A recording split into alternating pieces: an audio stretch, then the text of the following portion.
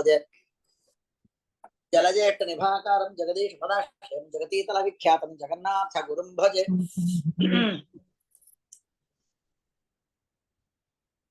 ಶ್ರೀ ಗುರುಭ್ಯೋ ಹರಿಕಥಾಂ ಅನುರಾಧ గారు వచ్చారా? హరే శ్రీనివాస నమస్తే సార్. జల హరికథామృత అనండి మా 3 శ్లోకాలు 4 శ్లోకాలు ఎక్కడ దాకా వచ్చింది అనండి. హరికథామృత సార గురుಗಳ ಕರುಣದಿಂದ ಪನಿತು ಕೇಳುವೆ ಪರಮ ಭಗವತ್ ಕರಿದ ನಾರದದಿ ಕೇಳುವುದು ಶ್ರೀರಮಣಿಕರ ಕಮಲ ಪೂಜಿತ ಚಾರು ಚರಣ ಸರೋಜ ಬ್ರಹ್ಮ ಸಮೀರ ವಾಣಿ ಫಣೀಂದ್ರ ವೀಂದ್ರ ಭವೇಂದ್ರ ಮುಖ ವಿನುತ ನೀರಜ ಭವಾಂಡೋದಯ ಸ್ಥಿತಿ ಕಾರಣನೆ ಕೈವಲ್ಯದಾಯಕ ನಾರಸಿಂಹ ನಮಿಪು ಕರುಣಿಪದ ಮಂಗಳವಾ ಜಗದುದರ ನತಿ ವಿಮಲ ಗುಣ ರೂಪಗಳ ನಾಲೋಚನದಿ ಭಾರತ ನಿಗಮತತಿಗಳ ತಿಕ್ರಮಸಿ ಕ್ರಿಯಾ ವಿಶೇಷಗಳ ಬಗೆಯ ನೂತನವ ಕಾಣು ತಮಿಗೆ ಹರುಷದಿಂಪೊಗಳಿ ಹಿಗ್ಗುವ ತ್ರಿಗುಣಮಾನಿ ಮಹಾಲಕುಮಿ ಸಂತೈಲ ಸನದಿನವು ಸಂತೈಲ ಸಲದಿನವು సంతైసలను దినవు. అది ఒక నిమిషం. సంతైస అనుదినవు అని అందుకంటే ప్రతిరోజు అని అర్థం. సరే నెక్స్ట్. నిరుపమానందాత్మభవ నిర్జర సభ సంసేవ్య రుజుగణ ధరస సత్వ ప్రచుర వాణి ముఖ సరోజనే ముఖ సరోజేన గరుడ శేష శశాంకదళ శేఖర రజనక ಜಗದ್ಗುರುವೆ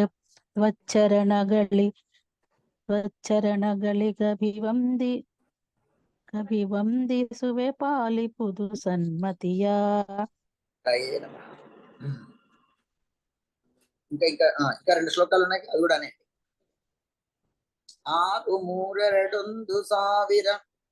6321000 ಮೂರೆರಡು ಸತ ಶ್ವಾಸ ಜಪಗಳ 3 ವಿಧ ಜೀವರೊಳಗಬ್ಜಜ ಕಲ್ಪ ಪರ್ಯಂತ 3 ವಿಧ ಜೀವರೊಳಗ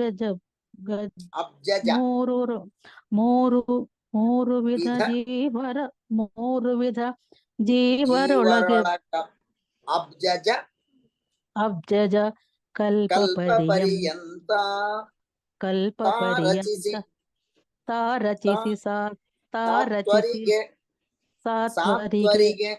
ಸಾತ್ವರಿಗೆ ಸುಖ ಸಂಸಾರ ಮಿಶ್ರರಿಗ ಧಮ ಜನರಿಗ ಪಾರ ಸುಖ ಸಂಸಾರ ಮಿಶ್ರರಿಗ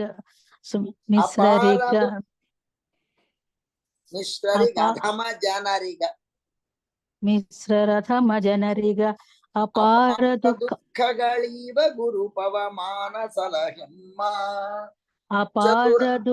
ಅಪಾರ ದುಃಖಗಳೀವ ಗುರು ಪವಮಾನ ಸಲಹೆಮ್ಮ.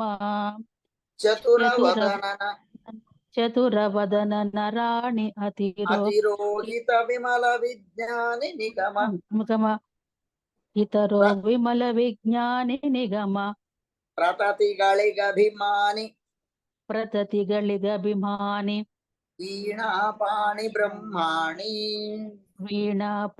ಬ್ರಹ್ಮಾಣಿ ನತಿಸಿ ಬೇಡುವೆ ಜನನಿ ಲಕುಮಿ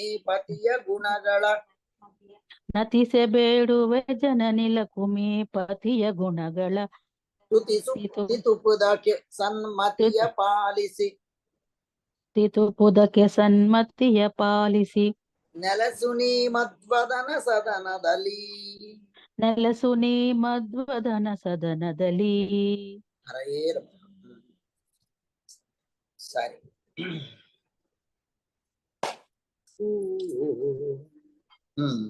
ನಿರುಪಮಾನಂದಾತ್ಮ ಭವ ನಿರ್ಜರ ಸಭಾ ಸಂಸವ್ಯ ರುಜುಗಳ ರಸ ಸತ್ವ ಪ್ರಚುರವಾಣಿ ಮುಖ ಸರೋಜೇನ ಗರುಡ ಶೇಷ ಶಶಾಂಕದಳ ಶೇಖರ ರಜನಕ ಜಗದ್ಗುರುವೆ ತ್ವಚ್ಚರಣಗಳಿಗೆ ಅಭಿವಂದಿಸುವೆ పాలిపుడు సన్మతియా. ఇక్కడ బ్రహ్మదేవుల వారి యొక్క స్తోత్రం చేస్తున్నారు మన శ్రీ జగన్నాథదాసుల వారు. నిర్జర సభా సంసేవ్య అన్నటువంటి పదం ఇక్కడ పెట్టారు. నిర్జరా, జరా అని అంటే ముప్పు, ముసలితనం. మనకు ముసలితనం అన్నటువంటిది భూమిపైన పుట్టిన ప్రతివాడికి కూడా ముప్పు రావాల్సిందే. అవి ఏ ఏ రకాలుగా కనిపిస్తాయి? పళ్ళు ఊడిపోవడం, కళ్ళు కనిపించకపోవడం, వెంట్రుకలు తెల్లబడిపోవడం, శరీరం మడతపడిపోవడం, శరీరంలో బలం లేకపోవడం ఇత్యాది క్రమేణంగా ఒక్కొక్కటి ఒక్కొక్కటి ఒక్కొక్కటి ఒక అవస్థకు వచ్చాక, కొంత వయస్సుకు వచ్చాక అవి క్రమేణంగా మనలో కనిపిస్తాయి. శరీర ధర్మం అది, శరీర తత్వం అది. కానీ దేవలోకంలో ఉన్నటువంటి దేవతలకు వారిలో జర లేక జ్వర, ఆ జర అన్నటువంటిది లేనటువంటి వారు నిర్గత జర, నిర్జర, నిర్గత జర. వారిలో జర లేనటువంటి గుణం కలిగినటువంటి వారు, శరీర తత్వం కలిగినటువంటి వారు. అలాంటి వారితో అది ఎవరికి సాధ్యమది? నిర్జరత్వం అది. జర లేకపోవడం, ముప్పు లేకపోవడం, ముసలితనం లేకపోవడం దేవతలకు మాత్రమే సాధ్యము. అలాంటి దేవతల, ముప్పు లేనటువంటి దేవతలతో కూడిన సభాస్థలి. ఆ సభలో పూజింపబడుతున్నారు బ్రహ్మదేవుల వారు. చూడండి, మనము ఏదో చిన్న పార్టీకి వెళుతుంటారు, చిట్టి పార్టీ అనేదో కొన్ని నడుస్తుంటాయి. ఓ, నేను ఫలానా పార్టీకి వెళ్ళాను, అక్కడ ఇలాంటి వాడు వచ్చాడు, అలాంటి కంపెనీ CEO వచ్చాడు, ఇలాంటి దానికి డైరెక్టర్ వచ్చాడు, ఇంకోటెవడో వచ్చాడు అని మనము గొప్పగా చెప్పుకుంటాం. లేదా ఫలానా CEO గారి భార్య వచ్చిందో, ఇంకోళ్ళు ఎవరో వచ్చారో అని చెప్పుకుంటాం. అదేదో మనం చాలా గొప్పగా ఫీల్ అవుతాం. ఇక్కడ దేవతలు ఏ ఒక్కరు కూడా తక్కువ కారు. ఇంద్ర, చంద్ర, వరుణ, ఒక్కొక్క లోకాధిపతులు వారంతా తూర్పుకు అభిమాని, దక్షిణానికి, పశ్చిమానికి, ఉత్తరానికి, అలాగ ఆగ్నేయం, నైరుతి వాయవ్యాది లోకాలకు, దిక్కులకు అభిమాని దేవతలు, ఇతర దేవతలు, వాళ్ళందరితో కూడిన స్త్రీ పురుష రూపాలతో ఉన్నటువంటి ఆ దేవ సమూహం ఏదైతే ఉందో అలాంటి వారందరూ ఉండేటువంటి పెద్ద సభాస్థలి. వారి మధ్యలో వారి చేత పూజించబడుతున్నటువంటి వారు అని ఒక లెక్క. లేకపోతే ఇంకొకటి, ఈ బ్రహ్మదేవుల వారికి ప్రాకృత దేహం లేదు. ప్రాకృత దేహం లేదంటే మన వలె పాంచభౌతికమైనటువంటి శరీరం లేనటువంటి వారు. ముప్పు లేదు, పాంచభౌతికమైనటువంటి శరీరం లేదు. పాంచభౌతిక శరీరం ఉంది అంటే ముప్పు వస్తుంది. అంచేత ముప్పు లేనటువంటి పాంచభౌతిక శరీరం కానటువంటి, మరి అట్లయితే ఏమిటండి ఆయన శరీరము? పంచభౌతికం కాదు, పృథివ్య తేజ వాయువాకాశాలతో నిర్మితం కానట్టుపడి అప్పుడేంటి? అట్లయితే సప్త ప్రచురంగ సాత్వికమైనటువంటి గుణాధిక్యం ఉన్నటువంటి ఆ బ్రహ్మదేవుల వారి శరీరము ఉత్తమమైనటువంటిది. నిర్జర సభా సంసేవ్య.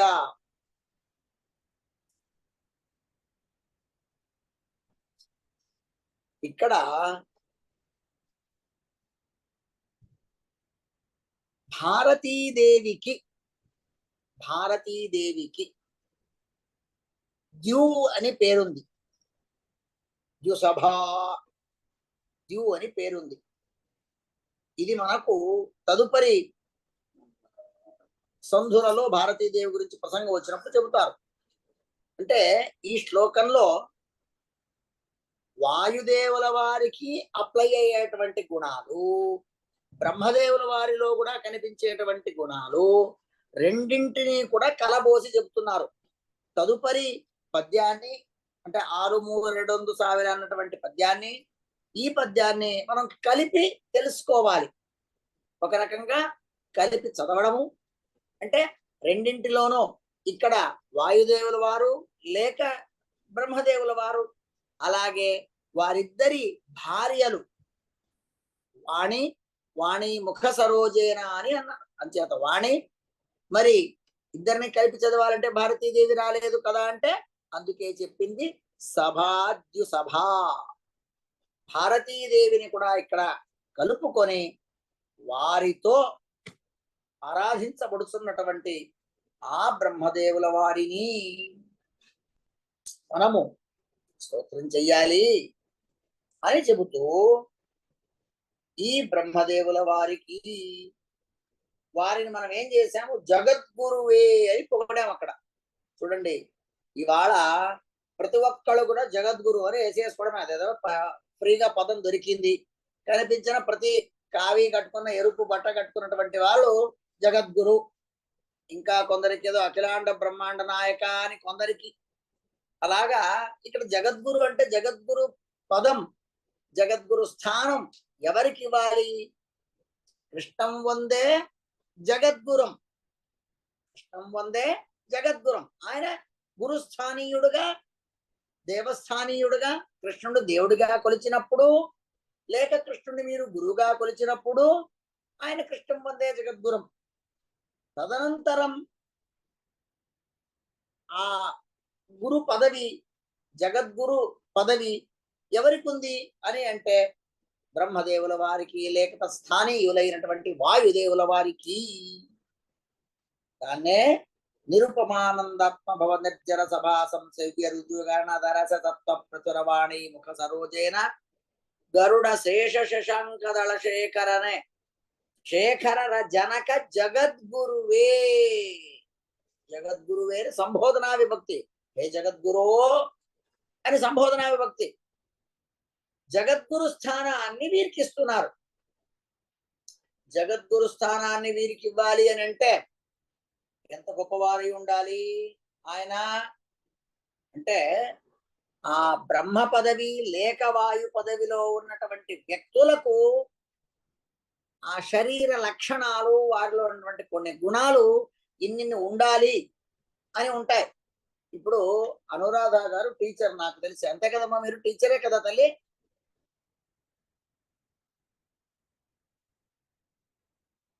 శ్రీమతి అనురాధ రాచూరి వారు సార్ నేను టీచర్నే సార్. టీచరే కదా? అది అంటే టీచర్నే అండి. మీరు టీచర్గా ఆ స్టూడెంట్స్ కి టీచింగ్ చెయ్యాలి, ఒక సబ్జెక్ట్ ఏదో చెప్పాలి అంటే మీలో కొన్ని క్వాలిఫికేషన్స్ ఉండాలి. మీరు ఇది చదివి బిఎడ్ చేసి ఉండాలి, దానికి ఎగ్జామ్స్ అయి ఉండాలి, పాస్ అయి ఉండాలి, ఇలాగ కొన్ని ఏదో నియమాలు ఉంటాయి. దాంట్లో ప్రత్యేకించి మీరు ఏదో ఒక సబ్జెక్ట్ తీసుకొని ఉంటారు, ఎకనామిక్స్, సోషల్, లేకపోతే ఇంకోటి ఏదో తీసుకొని ఉంటారు మీరు. దాంట్లో మీకు ఒక పట్టు ఉండాలి.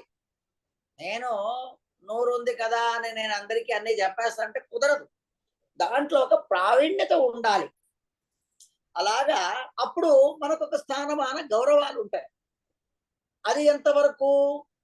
మీరు మీకు సంబంధించిన క్లాస్, ఆ క్లాస్ లో ఉన్నటువంటి ఒక 45 మంది స్టూడెంట్స్ ఫలానా స్కూల్కి, అక్కడి నుంచి ఇంకా హై స్కూల్కో ఇంకోటి దానికో మీరు ప్రమోట్ చేయబడతారేమో మీ యొక్క కార్య పరిణితిని బట్టి.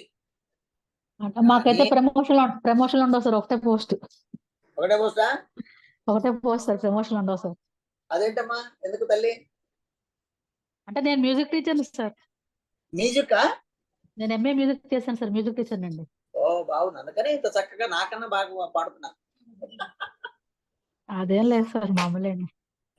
సరే, ఈ రకంగా బ్రహ్మదేవుల వారిని గురుస్థానీయులుగా మనం చూస్తున్నామంటే ఆ బ్రహ్మదేవుల వారు లేక వాయుదేవుల వారి యొక్క శరీరంలో ఉన్నటువంటి లక్షణాలు ఏమిటి, ఎన్ని ఉండాలి? ఏమిటి అంటే షణ్ణవత్యంగులో యస్మాగ్నగ్రోధో పరిమండల సప్తపాదశ్చతుర్గాస్తః ద్వాత్రింశల్లక్షణైర్యుతః. బృహదారణ్యక ఉపనిషత్తులోను తంత్రసారంలోను మధ్వాచార్యుల వారు రాసినటువంటి తాత్పర్య నిర్ణయంలోను వాయుదేవుల వారి లేక బ్రహ్మదేవుల వారి లక్షణాలు చెప్తున్నప్పుడు ద్వాత్రింశర్ లక్షణైర్యుత 32 లక్షణాలు ఉండాలట. ఆ వాయుదేవుల వల్ల ఆ లక్షణాలన్నీ ఉన్నాయి. అది ఇంకొక ప్రసంగం వచ్చినప్పుడు దాన్ని మనం తెలుసుకుందాం. ఇలాగా ఇన్ని లక్షణోపేతమైనటువంటి వారు కావున వారికి జగద్గురు స్థానాన్ని ఆ దేవతలెల్లర సభామధ్యలో పూజించబడుతున్నటువంటి వారు వారందరూ కూడా ఆ విధంగా వారిని గౌరవిస్తున్నారు. అలాంటి వాయుదేవుడు బ్రహ్మదేవుల వారు, వారిని మనం ఆరాధన చేస్తూ వీరిని ఆత్మభవ అని పిలిచారు. ఇదే శ్లోకంలోనే, ఇదే పద్యంలోనే ఆత్మభవ అన్నారు. ఎవరి ఈ ఆత్మభవ అంటే బ్రహ్మదేవుల వారి యొక్క అవతారం ఎలా జరిగింది అంటే వ్యూఢశ్చతుర్థా భగవాన్ స ఏకో మాయాం సృష్టిం సృష్టిర్విదదాత్సయాత్మనః రూపేణ పూర్వేణ స వాసుదేవో నామ్నా విరించః సుషవే చ సాతః. బ్రహ్మదేవుల వారు మాయాపతి అయినటువంటి వాసుదేవ, లక్ష్మీదేవి పేరు మాయా, మాయానామకురాలైనటువంటి లక్ష్మి, ఆవిడ భర్త వాసుదేవ నామక భగవంతుడు. వారికి ఈ బ్రహ్మదేవుల వారు కుమారులుగా జన్మిస్తారు అన్నటువంటి దాన్ని శ్రీమదాచార్యులు వారు చెప్పారు. అలాగే మరి వాయుదేవుల వారు జయాపతి సంకర్షణ రూపీ భగవంతుడు దంపతులు. లక్ష్మి పేరు జయ, ఈయన సంకర్షణ, అనిరుద్ధ ప్రద్యుమ్న సంకర్షణ వాసుదేవ నారాయణ భగవంతుడి 5 రూపాలు, పంచరూపాలు, వ్యూహ రూపాలు అని అంటారు. అనిరుద్ధ ప్రద్యుమ్న సంకర్షణ వాసుదేవ నారాయణ. నేను మధ్యలో ఈ ఒక సంధి అయ్యాక తర్వాత కొన్ని ప్రశ్నలు అడగడం మొదలు పెడతాను. నేను గుర్తుపెట్టుకోండి అంటే ఇంకా పాఠం ప్రారంభంలో ఉన్నా కూడా ఎక్కువ నేనేమి అడగట్లేదు. కొద్దిగా ఒక సంధి అయితే కొంత మనకు విషయ అవగాహన పెరుగుతుంది కావున అప్పుడు కొన్ని అడుగుతూ వెళతాను. దానికి ఇప్పుడే మీరు బేస్మెంట్ రెడీ చేసుకొని ఉంచండి. అనిరుద్ధ ప్రద్యుమ్న సంకర్షణ వాసుదేవ నారాయణ 5 భగవద్ రూపాలు. ఈ 5గురికి 5 లక్ష్మీ రూపాలు ఆవిడ పత్ని స్థానంలో ఉన్నది. ఎవరెవరు పత్ని రూపంలో ఉన్నారు అంటే శాంతిపతి, అనిరుద్ధ. ఎవరన్నా రాసుకుంటారంటే రాసుకోండి. శాంతిపతి, అనిరుద్ధ. శాంతి లక్ష్మీదేవి పేరు, ఆయన భర్త భగవంతుడి పేరు అనిరుద్ధ. అనిరుద్ధ శాంతి దంపతులు. కృతి ప్రద్యుమ్న, కృతిపతి ప్రద్యుమ్న, కృతి ప్రద్యుమ్న దంపతులు. జయ సంకర్షణ, లక్ష్మీదేవి పేరు జయ, ఆవిడ భర్త పేరు సంకర్షణ. అలాగే లక్ష్మీదేవి పేరు మాయా. ఆ మాయానామకురాలైనటువంటి లక్ష్మి యొక్క భర్త పేరు వాసుదేవ, మాయాపతి వాసుదేవ. ఆ తర్వాత లక్ష్మి, ఆవిడ భర్త పేరు నారాయణ. మనకు అది తెలుసు, కామన్. మహా అంటే మనం సీతాపతి శ్రీరామచంద్ర, రుక్మిణీపతి కృష్ణ, లక్ష్మీ నరసింహ అని ఇలాగ కొన్ని ఫిక్స్డ్ గా ఉన్నటువంటి మనం కొన్ని చెప్తాం. అయితే భగవంతుడికి అంతెందుకు, ఇప్పుడు మాస నియామక కమలా మాధవ, ఈ మాసానికి పద్మిని విష్ణు క్రితం మాసానికి అలాగ ఒక్కొక్క భగవంతుడికి ఒక్కొక్క లక్ష్మీ రూపం ఉంది. ఆ లక్ష్మీ రూపానికి ఒక్కొక్క పేర్లు ఉన్నాయి. అలాగే ఇక్కడ వ్యూహ రూపాల్లో దీంట్లో అనిరుద్ధ ప్రద్యుమ్న సంకర్షణ వాసుదేవ, శాంతి, కృతి, జయ, మాయ, లక్ష్మి. అనురాధ గారు 4 పేర్లు చెప్పండి అమ్మవారివి.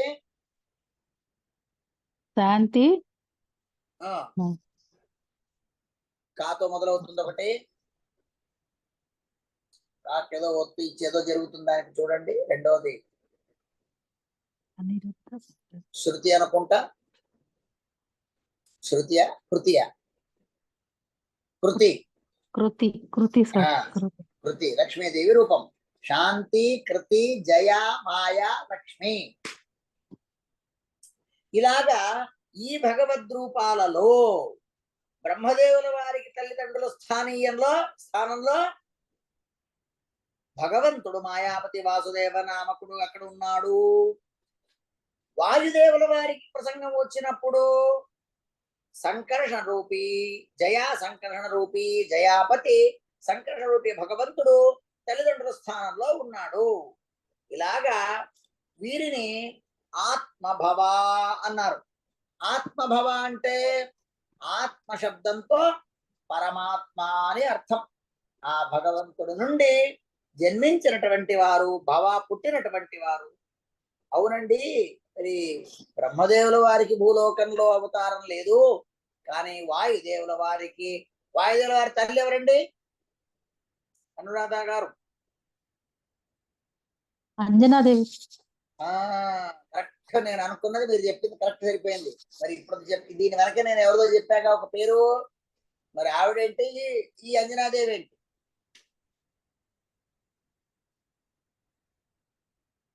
లక్ష్మీదేవి. వాయుదేవుల వారికి సంకర్షణ మరియు జయ అని అనుకున్నాం దంపతులు. మరి మీరేదో అంజనా అంటున్నారు, మరి నేనేదో అట్లా చెప్పా. ఇప్పుడు దాంట్లో ఏది కరెక్ట్ ఏది తప్పు? రెండు కరెక్టా రెండు తప్ప? రెండు తప్పవు సార్. రెండు అంటే రెండు తప్పవు అంటే ఒకటి తప్పు అవ్వాలి ఒకటి కరెక్ట్ అవ్వాలి, అంతేగా? మీ వాదన అదే కదా? వాదన కాదు సార్, వాదన కాదండి.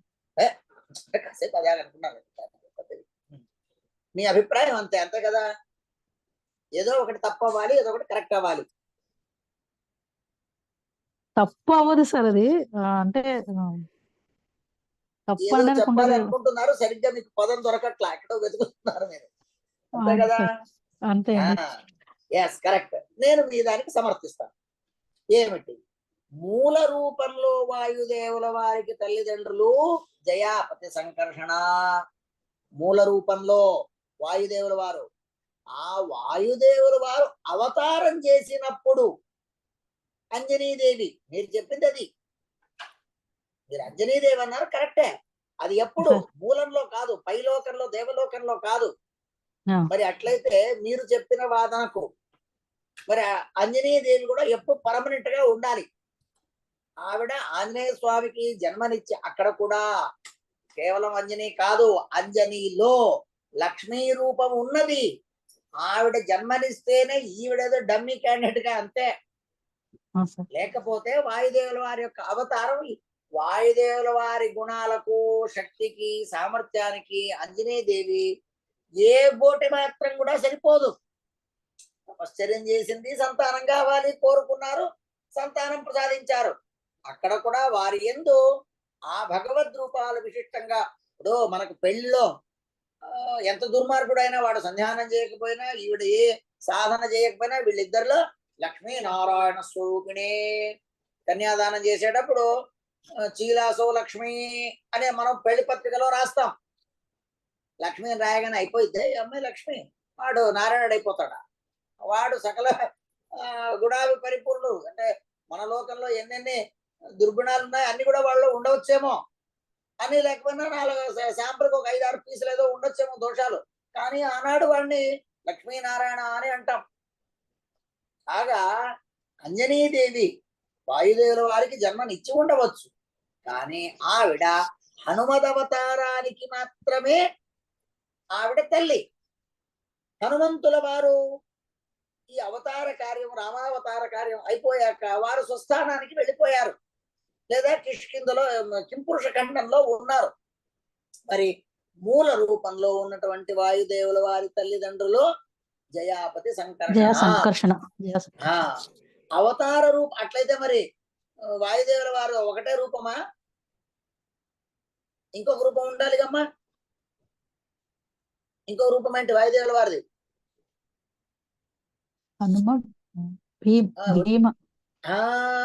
Correct, exact. అప్పుడు ఎవరు మరి? భీమాస్ మదర్ కుంతి. తర్వాత మధ్వాచార్యులు అయ్యారుగా ఈయన. అవునండి. మరి అప్పుడెవరో కావిడ ఉండాలిగా. వేదవతి, మధ్యగేహ భట్ట వేదవతి దంపతులు మధ్వావతారంలో, పాండురాజా కుంతి భీమావతారంలో, కేసరి మరియు అంజన హనుమద్ అవతారంలో. హనుమతో ఇవన్నీ ఇవన్నీ కూడా భూలోకంలో ఉన్నప్పుడు విషయాలే తప్ప మూల రూపంలో ఉన్నప్పటిది కాదు. అంచేత మూల రూపంలో ఎవరమ్మా అని అంటే ఎవరయ్యా అని అంటే అక్కడ జయాపతి సంకర్షణులు, కృష్ణ బ్రహ్మదేవుల వారికి మాయాపతి వాసుదేవులు. మాయాపతి వాసుదేవులు. ఇది గుర్తుపెట్టుకోండి. ఇవన్నీ కొన్ని ఫండమెంటల్ గా ఉంటాయి. ఉత్తరోత్తరం అవకాశాలు వచ్చినప్పుడు, ప్రశ్నలు వచ్చినప్పుడు అడుగుతూ ఉంటా. తర్వాత పాఠంలో ఉన్నటువంటి అందరికీ కూడా అనురాధ గారి ఒక్క మైక్ ఒకటే వినిపిస్తుంటే డిస్టర్బెన్స్ ఉండకూడదు అన్నది అంతే తప్ప మిగతా అందరికీ కూడా సరది వస్తుంది, వాళ్ళ టర్మ్స్ వస్తుంది. ఈ ప్రశ్నలు వచ్చినప్పుడు అందరినీ అడుగుతాను, దాంట్లో ఏమీ ఇబ్బంది లేదు. అందరికీ ఆ ఉన్న విషయం, వారిలో ఉన్నటువంటి ఆ సమయస్ఫూర్తి ప్రజ్ఞ అందరికీ తెలియాలి, రావాలి అన్నటువంటి దోహదం తప్ప ఇంకా 2 రోజులు అయిపోతే అనురాధ గారి మైక్ మీలాగే మ్యూట్ అయిపోతుంది, ఇంకోళ్ళు ఎవరో కొత్త వాళ్ళు జాయిన్ అవుతారు. అంచేత అందరికీ కూడా ఈ ప్రశ్నలు కామనే, అందరినీ అడగడమే, అందరూ తెలుసుకోవడమే. మీకు సందేహం ఉంటే నేను అది కూడా చెప్పాను, మీకు ఎవరికైనా సందేహం ఉంటే ఆ వాట్సాప్ గ్రూప్ లో వెయ్యండి, ఎవరికి తెలుసో వాళ్ళు ఉత్తరం ఇస్తారు, ఎవరు లేదంటే నేను ఉత్తరం ఇస్తాను తదుపరి. సరే, విషయంలోకి వెళదాం. ఇలాగా వాయుదేవుల వారు, వాయుదేవుల వారిని బ్రహ్మదేవుల వారిని ఇక్కడ స్తోత్రం చేస్తూ తదుపరి పద్యంలో 6,3,2,1000 శత శ్వాస జపಗಳ 3 ವಿಧ ಜೀವರೊಳಗಬ್ಜಜ ಕಲ್ಪ ಪರ್ಯಂತ ತಾರಚಿಸಿ ಸಾತ್ವರಿಗೆ ಸುಖ ಸಂಸಾರ ವಿಷ್ಟರಿ ಗದಮ ಜನರಿಗೆ ಅಪಾರ ದುಃಖಗಳೀವ ಪವಮಾನ ಸಲಗೆಮ್ಮ. పాఠంలో మాలతి గారు ఉన్నారా? కోసిగి మాలతి గారు, శ్రీమతి కోసిగి మాలతి గారు ఉన్నారా? ప్రమోద ఉన్నారా? మాలతి కోపల్లె, మారుతి కోపల్లె. మాలతి గారు ఒకసారి, రెండోసారి, మూడోసారి. ప్రమోద ఉన్నారా? కోపల్లె ప్రమోద. నమస్కారం ఆచార్య గారు, ఉన్నానండి. మాలతి గారు ఏరనుకుంటాను, నేను రాలేదే. అడ్మిన్. హరికథామృతసార పాఠానికి నాంది ఈ శ్లోకమే, గుర్తుందా మీకు ప్రమోద?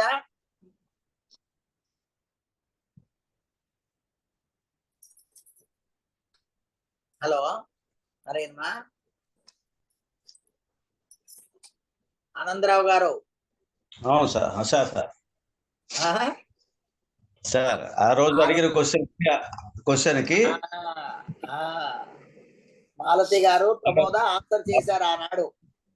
అవును, వాళ్ళ అమ్మాయి మనవరాలికి కూడా ఆ పేరు పెట్టామని పెట్టారు అని వచ్చింది అక్కడ. ఏదో శ్వసన ఏదో పేరు పెట్టారు అని చెప్పారు ఆవిడ. అక్కడ నుంచి మొదలైంది మాకు హరికథామృతసారం చెప్పండి అని మొదలవ్వడం, అది అలాగే పెరిగింది. సరే, 6,3,2,1000 శత శ్వాస జపಗಳ 3 ವಿಧ ಅಬ್ಜಜ ಕಲ್ಪ ಪರ್ಯಂತ ತಾರಸಿ ಸತ್ವರಿಗೆ సుఖ సంసార భారతకుల పరమాన సలగమ్మ. ఇక్కడ ఈ శ్లోకంలో వాయుదేవుల వారి గురించి తెలియజేస్తున్నారు. ఏమిటని? 6,3,2,1000 వాయుదేవుల వారు ప్రతి జీవరాశిలో ఉండి వారు మనకు అనునిత్యం శ్వాసోచ్ఛ్వాసాన్ని మనం ఏదైతే చేస్తామో, గాలి తీసుకొని గాలి వదలడము, ఈ క్రియను, ఈ ప్రక్రియను వాయుదేవుల వారు మన శరీరంలో ఉండి చేయిస్తారు. ఎవరికి? మంచి వాళ్ళకి చేయిస్తారేమోలేండి, మనకెందుకులే అంటే, మంచి వాళ్ళకి చేయిస్తారంటే మనం అప్పుడు నేనంటే ఊపిరి తీసుకుంటా, నాకు ఊపిరి అనకపోతే నా గతి ఏంటి? అలాగా ఇక్కడ మంచివాడు చెడ్డవాడు అన్నది కాదు, సకల జీవరాల అందరికీ కూడా ఏ ఒక్కరిని వదలకుండా ఎప్పటిదాకా చేస్తూ ఉంటారు ఆయన అంటే, వీడు బతుకున్నంత కాలం అది నడుస్తూనే ఉంటుంది. ఆయనకు డ్యూటీ ఎప్పటిదాకంటే అబ్జజ కల్ప పర్యంత. అబ్జ బ్రహ్మదేవుల వారు, వారి అబ్జ కమల, అబ్జజ బ్రహ్మదేవుల వారు వారి యొక్క సంపూర్ణ ఆయుర్దాయం. ఇప్పుడు బ్రహ్మదేవుల వారికి 50 ఏళ్ళు నిండి 51లో అడుగు పెట్టారు. అందుకని మనం చెప్పేటప్పుడు బ్రహ్మణ ద్వితీయ పరార్థే అని అంటాం. బ్రహ్మణ ద్వితీయ పరార్థే. అంచేత ఇంకా బ్రహ్మదేవుల వారికి 49 ఏళ్ళు ఇంకా వారికి బ్యాలెన్స్ ఉంది. ఆ 49 ఏళ్ల పాటు కోట్ల కొద్ది జీవరాశులు పుడుతూ ఉంటారు, చస్తూ ఉంటారు. వాడు ఏ రూపంగానైనా ఉండని, అక్కడైతే వాడు శ్వాసోచ్ఛ్వాసం చేయాల్సిందే, గాలి తీసుకోవాల్సిందే వాడు బతకాలంటే. అంచేత దాంట్లో సాత్వికుడు ఉండొచ్చు, రాజసుడు ఉండొచ్చు, తామసుడు ఉండొచ్చు. ఎవడున్నా కూడా ప్రతి ఒక్కరికి కూడా ఈ వాయుదేవుల వారు 3 విధ జీవరులగే అబ్జత కల్ప పర్యంత బ్రహ్మదేవులు ఎంత తర్వాత ఏమవుతుంది, తర్వాత చేయించరా బ్రహ్మదేవులు వాయుదేవుల వారు అంటే ప్రళయం అయిపోతుంది. బ్రహ్మదేవుల వారి 100 ఏళ్ళు నిండిపోయింది అని అంటే ప్రళయం అయిపోతుంది. అప్పుడు ఇంకా ప్రత్యేకంగా ప్రళయం తర్వాత పుట్టాలి కానీ అక్కడ పుట్టుక ఏం లేదు. వీళ్ళందరూ కూడా భగవంతుడి ఉదరంలో వెళ్ళిపోతారు. జగదుదర నతి విమల రూపగళనాలోచనదని పూర్వ శ్లోకాల్లో వచ్చినట్టుగా ప్రళయకాలంలో వీళ్ళందరూ కూడా ఆ లోపలికి వెళ్ళిపోతారు. తద్వారా వాయుదేవుల వారి యొక్క ఆ శ్వాసోచ్ఛ్వాస ప్రక్రియకు కార్యము లేక భగవత్ సేవారూప కార్యము అక్కడితో స్వస్తి ఆగుతుంది. మళ్ళా తదుపరి భగవంతుడు సృష్టి చేయడం, ఆ సృష్టించబడ్డ జీవరాశులందరికీ కూడా శ్వాసోచ్ఛ్వాస ప్రక్రియను వాయుదేవుల వారు చేయించడం. మళ్ళా అప్పుడు కొత్తగా ఇంకొక వాయుదేవుల వారు ఆ వాయు స్థానానికి వస్తారు. ఎందుకంటే చూడండి, లక్ష్మీదేవి గురించి చెప్పేటప్పుడు ఏం చెప్పారు? శ్రీరమణి కరకమలపు కాదు, జగదుదర నతి విమల రూపగళనాలోచతి భారత నిగమత క్రియా విశేష త్రిగుణమాని మహాలకు సంతైసలను తినవు. భుజంతరగత స్వరతోపి చాగ్రే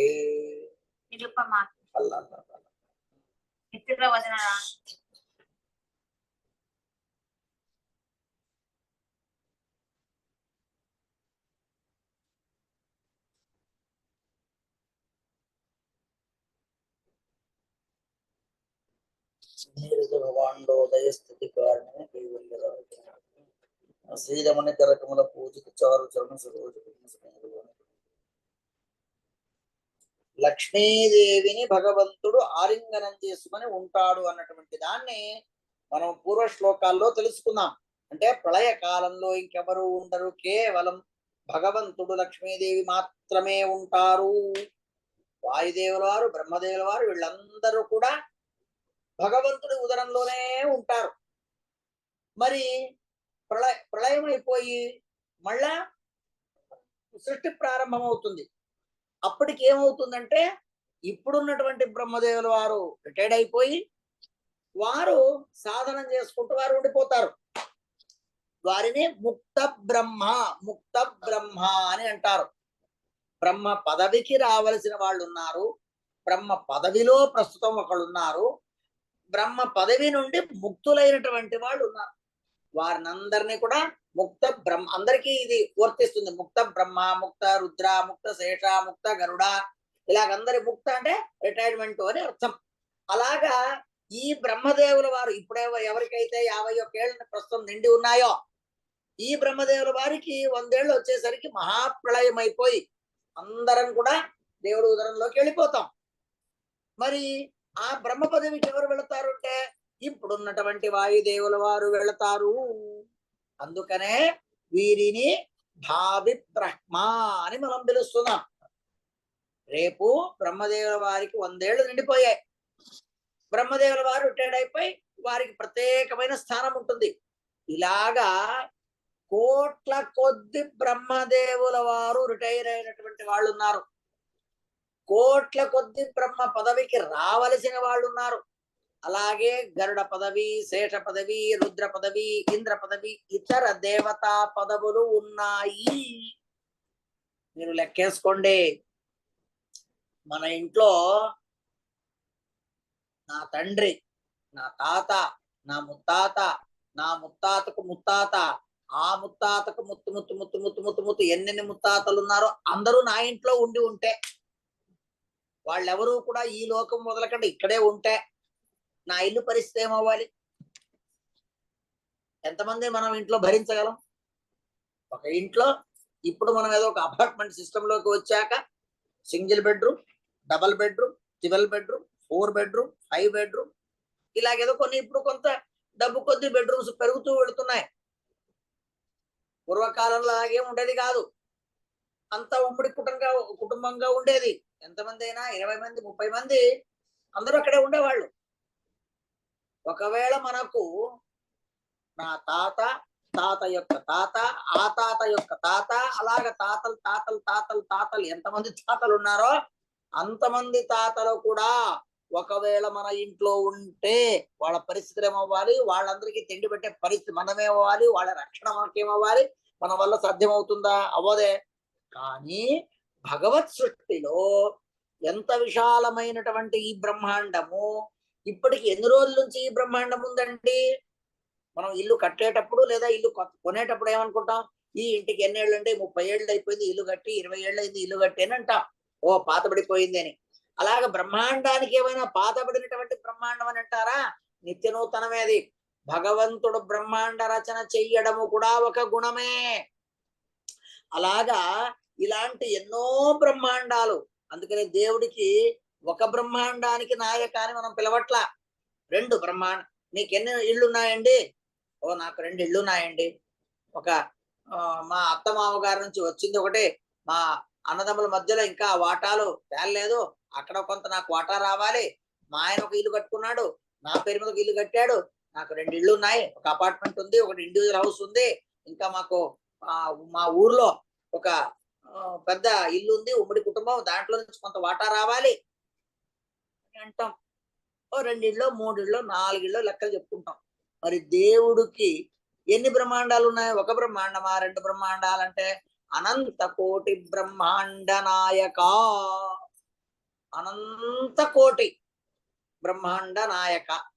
ఆ అనంత కోటి బ్రహ్మాండ నాయకుడి సృష్టిలో ఇలాంటి బ్రహ్మదేవుల వారు, ఇలాంటి వాయుదేవుల వారు, గరుడ, శేష, శశాంక దళ శేఖర అంటే రుద్రదేవుల వారు, ఇలాంటి వాళ్ళు ఎందరో ముక్త స్థానానికి వెళ్ళినటువంటి వాళ్ళు, ముక్తికి రావాల్సినటువంటి వాళ్ళు, ప్రస్తుతం ఉన్నటువంటి వాళ్ళు, వీళ్ళందరికీ కూడా యోగ్యమైనటువంటి స్థానమానాలు కల్పిస్తున్నటువంటి ఈ భగవంతుడి ఆ సృష్టిలో వాయుదేవుల వారు సకల జీవరాశికి కూడా శ్వాసోచ్ఛ్వాసాన్ని చేయిస్తున్నటువంటి వారు.